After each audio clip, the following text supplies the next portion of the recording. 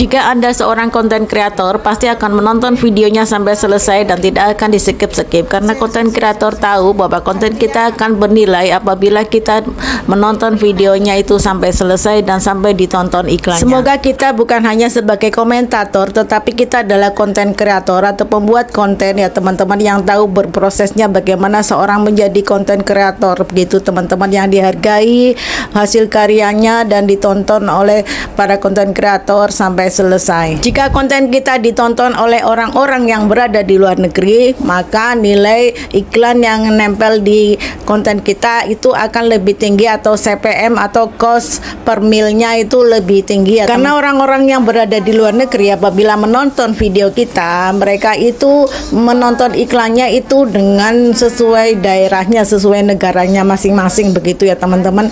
Jadi apabila konten aku itu dilihat oleh orang Inggris misalnya, maka orang Inggris yang menonton iklannya itu iklan dari Inggris gitu, jadi akan menambah nilai iklan atau nilai dodol di konten. Jadi konten kita akan ketempelan iklan luar negeri apabila konten kita itu ditonton oleh orang-orang yang berada di luar negeri, begitu. Kalau orang Indonesia yang menonton konten aku, pasti yang keluar pasti iklan Indonesia ya teman-teman, tetapi aku tidak bisa melihat iklan Indonesia. Jadi kalau aku melihat konten sendiri atau kontennya orang lain, itu yang akan muncul adalah iklan dari Hong Kong, begitu, karena saya tinggalnya di Hong Kong. Jadi kalau konten teman-teman itu menjangkau orang-orang yang berada di luar negeri untuk menonton video kita, maka nilai dolarnya itu akan lebih tinggi ya teman-teman, nilai konten kita akan lebih tinggi dolarnya, begitu. Maka kalau bisa teman-teman bertemanlah dengan orang-orang yang berada di luar negeri ya teman-teman, supaya konten kita itu dapat bernilai tinggi atau dolarnya lebih tinggi daripada